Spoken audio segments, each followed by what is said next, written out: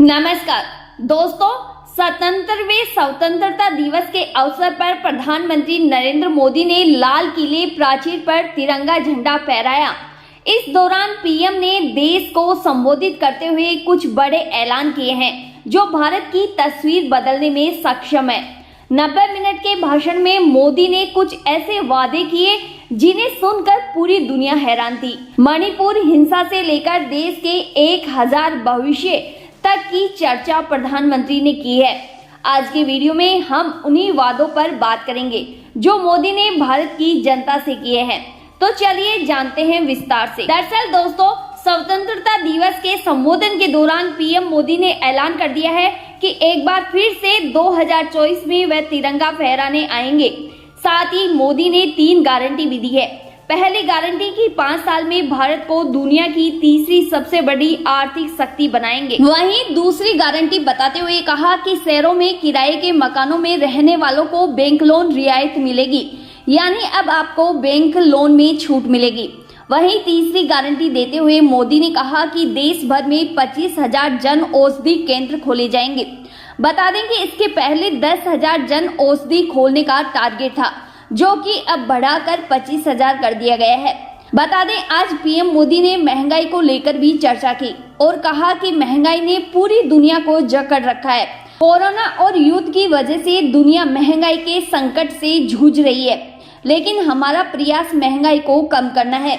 आज से 100 से 200 रुपए किलो बिकने वाला टमाटर अब 50 रुपए किलो में ही बिकेगा। वहीं मणिपुर हिंसा पर भी मोदी ने बात की और कहा कि मणिपुर में मां बेटियों के सम्मान के साथ खिलवाड़ हुआ, लोगों की जान गई, लेकिन कुछ दिनों से शांति की खबरें आ रही है। देश मणिपुर के साथ है और शांति के प्रयास किए जा रहे हैं। साथ ही कहा कि ऐसे अपराध के लिए कड़ी सजा का प्रावधान किया जाएगा और अब से ऐसी घटनाएं नहीं होगी।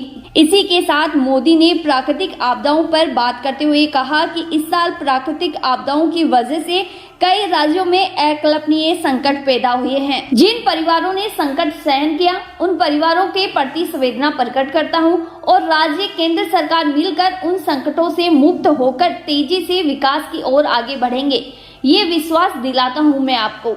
मोदी ने आगे कहा कि हमारा देश 1000 साल तक गुलाम रहा और अब भारत संवर रहा है। साथ ही स्वतंत्रता सेनानियों को भी याद किया और नमन किया और कहा कि भारत का अब अमृत काल शुरू हो चुका है। ये अमृत काल का पहला वर्ष है और इस दौरान हमें बहुत से बड़े फैसले लेने होंगे ताकि आने वाले 1000 वर्ष का भविष्य संवर जाए। साथ ही भारत के नाम की चर्चा करते हुए कहा कि विश्व भर में भारत चेतना के प्रति, भारत के सामर्थ्य के प्रति एक नया आकर्षण, एक नया विश्वास पैदा हुआ है।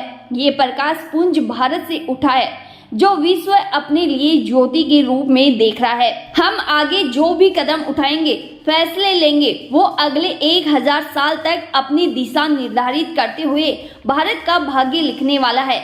और आज हमारे पास डेमोग्राफी यानी जनसंख्या की, डेमोक्रेसी यानी लोकतंत्र और डाइवर्सिटी यानी विविधता है और ये तीनों मिलकर देश के सपनों को साकार करने की क्षमता रखते हैं। क्योंकि आपने 2014 में मजबूत सरकार बनाई, फिर 2019 में आपने सरकार फॉर्म की, तो मोदी ने रिफॉर्म की, हिम्मत आई और इस दौरान ट्रांसफॉर्मेशन भी भारत में जल्द ही नजर आएगा। इस दौरान पीएम मोदी ने एक कविता पढ़ी और युवाओं को मोटिवेट किया।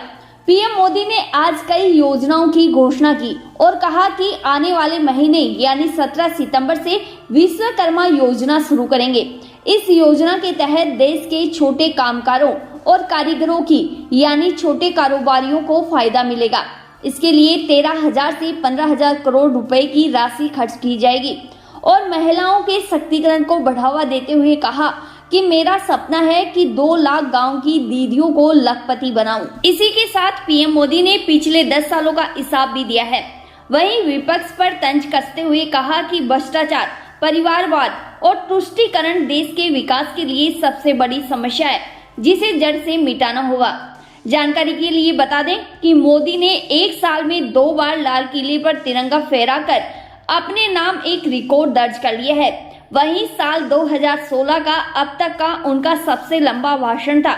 ये 10वीं बार था जब मोदी ने लाल किले पर तिरंगा फहराया था उम्मीद है दोस्तों आपको जानकारी अच्छी लगी होगी, तो वीडियो को लाइक और चैनल को सब्सक्राइब करना ना भूलें। धन्यवाद।